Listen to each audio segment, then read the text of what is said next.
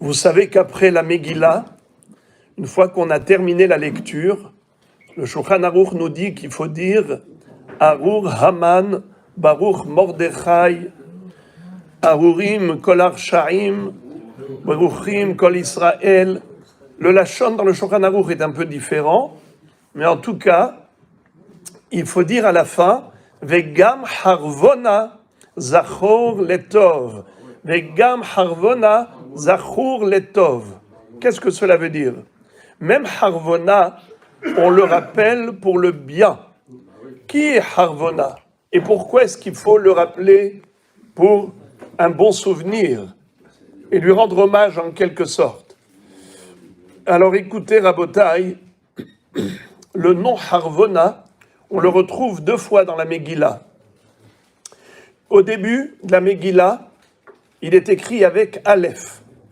À la fin de la Megillah, il est écrit avec He. Et on ne comprend pas pourquoi cette différence. Harvona, ou bien les deux avec Aleph, ou les deux avec He.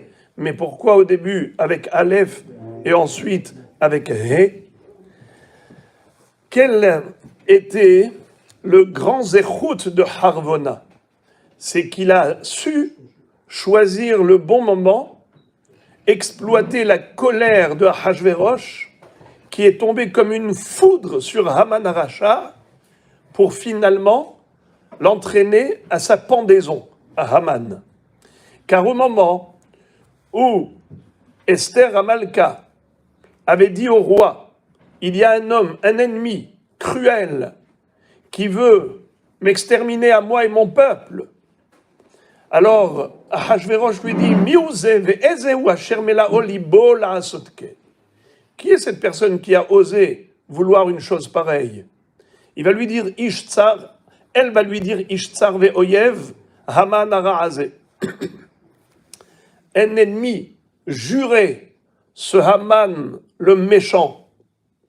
Alors là, le roi se lève dans sa colère, il va prendre de l'air, et quand il revient, il voit Haman jeté sur Esther, sur le lit de Esther. Parce que lui, il a été pour la supplier de lui pardonner. Mais Michael Amalach retenait Haman sur Esther pour justement irriter la colère du roi. Et quand il est revenu, qu'est-ce qu'il va dire?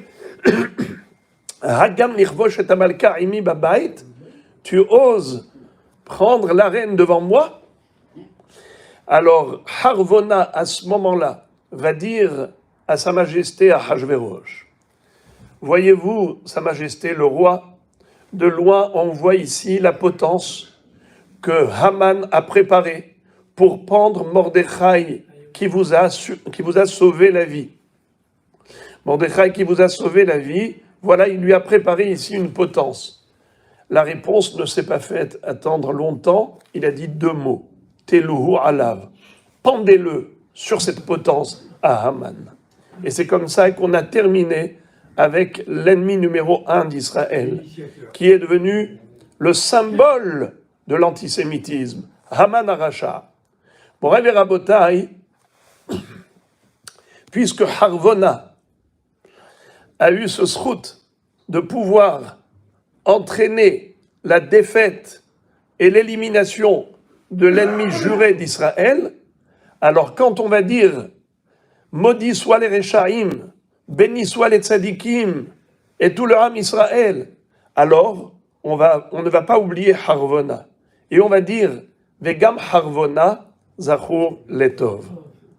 Seulement, qui était ce Harvona en fait? Hachamim nous disent, dans plusieurs endroits, dans l'Yerushalmi, dans le Midrash, que c'était Eliyahu an-Navi qui s'était présenté sous forme de Harvona. Donc, en fait, c'était pas le vrai Harvona. C'était Eliyahu an-Navi déguisé en l'un des valets du roi, puisque au début de la Megillah, quand on retrouve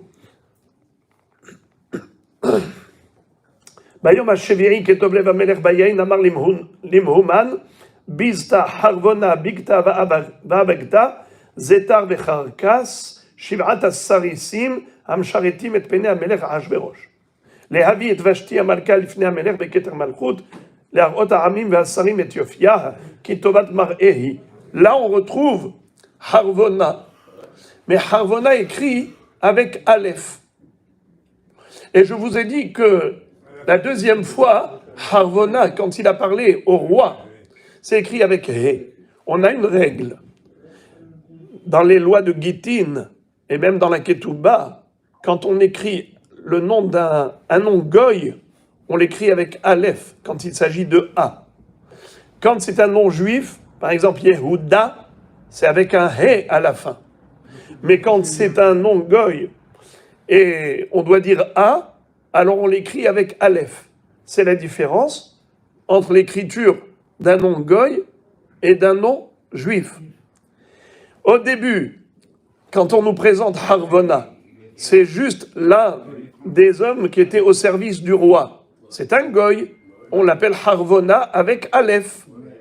Mais lorsqu'à la fin de la Megillah, on nous parle d'une naisse extraordinaire, que Harvona est arrivé pour enfoncer le bouchon très loin, en disant au roi, regardez, regardez la potence qu'il a préparée pour Mordechai Yehudi qui vous a sauvé la vie. Au moment où il était dans une colère noire contre Haman, et c'est comme ça qu'il lui a mis le coup de massue, eh bien à ce moment-là, c'était Eliyahu Navi, c'est un juif. Alors Harvona avec un He. Alors dans ce cas-là, pourquoi on dit Vegam Harvona Zachur Letov, comme dit le Shulchan Aruch, qu'il faut dire Vegam Harvona Zachur Letov, c'est dans Siman Taratz Saif Tetzain. En tout cas, là, Harvona avec un He, regardez le Shulchan Aruch, eh bien, c'est parce qu'il était juif. C'était Eliyahu Navi. Alors on devait dire Vegam Eliyahu Zachur Letov. À chaque fois qu'on parle de Eliyahu Navi, comment on dit Eliyahu Navi Zachur Letov. Alors qu'on dise Eliyahu Navi Zachur Letov. Droit au but. Pourquoi dire Vegam Harvona Zachur Letov? Il y a une histoire dans le Yerushalmi qu'un jour, l'élève a énervé son maître. Qui était le maître? Rabbeinu Kadosh, Rabbi Yehuda Nassi. Son élève, c'était Rabbi Hiya, le grand Rabbi Hiya. Mais Rabbi Hiya, il a senti qu'il avait fait du chagrin à son maître. Alors lui-même, il s'est auto-infligé une quarantaine. Il s'est mis lui-même en nésifa. Pendant 30 jours, il n'a pas été au-devant de Rabbeinu Kadosh. Pendant 30 jours, il s'est abstenu. Et après 30 jours, il est venu. En fait, excusez-moi, le 30e jour, la veille du 30e jour, lui, Rabbeinu Kadosh, il avait très mal aux dents. Il avait très mal aux dents. Et Rabbi Hiya vient le voir, lui dit, où tu as mal? Il lui a montré. Rabbi Hiya a mis sa main sur la joue de Rabbeinu Kadosh. En 2 secondes, toute la douleur a disparu. Le lendemain, Rabbi Hiya va dire à Rabbeinu Kadosh, il lui dit, comment ça va les douleurs de dents? Il lui a dit, eh bien depuis hier où tu m'as mis la main sur la joue, Baruch Hashem, plus une trace de douleur. Il lui a dit, moi, je n'étais pas là hier. Je suis revenu qu'après 30 jours. Il a compris, Rabbeinu Kadosh, que Akadosh Baruch Hu a envoyé Eliyahu Navi sous forme de Rabbi Hiya pour justement qu'il ait de la sympathie pour lui. Il a dit, si Hachem a choisi la forme de Rabbi Hiya pour m'envoyer Eliyahu Navi, c'est que vraiment il mérite toute mon affection. Alors je lui pardonne et je le prends en affection. D'ailleurs, il y a une histoire similaire avec Rabbi Haïm de Vologine, l'élève du Gaon de Vilna. Lui, jamais il n'aurait cité une bracha s'il n'y avait pas quelqu'un pour répondre Amen. Et voilà que c'était au milieu de la nuit, il était en train d'étudier la Torah à 2h30 du matin, et il avait très soif. Mais il a dit, je ne vais pas faire la bracha de chez Kol Nia Bidvaro s'il n'y a pas quelqu'un qui réponde Amen. Il n'allait pas réveiller son épouse pour ça. On ne va pas faire Gezel Shena, mitzvah Baba Avera, faire une mitzvah en faisant une Avera de réveiller quelqu'un, lui voler son sommeil, jamais de la vie. Il ne savait pas quoi faire. Il a dit, ce n'est pas grave, je vais souffrir de la soif. mais Akadosh Baruch Hu a eu pitié de lui, et ça frappe à la porte. Il y a un des élèves de la yeshiva qui frappe à la porte, et quand il ouvre, il lui dit « Oui, qu'est-ce qui se passe? Pourquoi tu arrives à cette heure-ci? Il y a eu quelque chose ?» Il lui dit « Non, Rabbi, je n'ai pas compris, j'étais en train d'étudier. Si vous pouvez m'expliquer ce Tosfot, avec Rashi et Tosfot, ils sont ici en Mahloket, je n'arrive pas à comprendre. Pourriez-vous m'expliquer, Rabbi, cette Gemara ?» Alors il lui a expliqué, et là, il lui a dit « Je t'en prie, avant qu'on commence à discuter de Gemara, fais s'il te plaît, et réponds Amen à ma bracha. » Il a bu ce verre d'eau, t'as attendu, et après ça, il est revenu Amen, il en discute, il lui a expliqué, il est rentré. Le lendemain, il le croise. Il croise ce Bahour Yeshiva, et il lui dit « Ah, combien je te remercie d'être venu hier, tu ne peux pas savoir, toi tu es venu pour ta question, et en fait moi j'avais tellement soif. » Il lui dit « Rabbi, de quoi vous parlez? Je ne sais même pas de quoi vous parlez. » Il dit, c'est bien toi qui es venu hier à 2h30 du matin, n'est-ce pas? Il lui a dit, moi, j'ai dormi tranquillement toute la nuit. Le Rav Chaim de Vologine a compris. C'était Eliyahu Navi. Mais il lui a dit, si Akadosh Baruch Hu t'a choisi à toi pour être la forme du déguisement de Eliyahu Navi, c'est que tu as un grand mérite, c'est que tu es un bon toi. Alors tu mérites également tous mes hommages. Alors, si Harvona a mérité que Eliyahu Navi se transforme en Harvona pour venir délivrer Israël de Haman, alors voilà pourquoi nous lui devons également des éloges au moment où on va bénir les tzadikim et maudire les rechaim.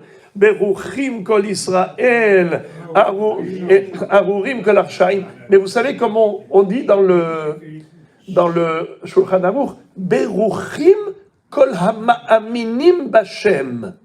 C'est incroyable ce lachon.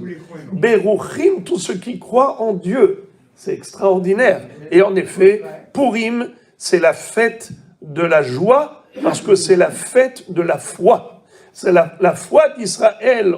On ravive la flamme de la Emouna à Purim. Mais Azrat Hashem aura l'occasion, Shabbat, de développer le sujet du sens profond de la fête de Purim. Et Mirtze Hashem Itbarach.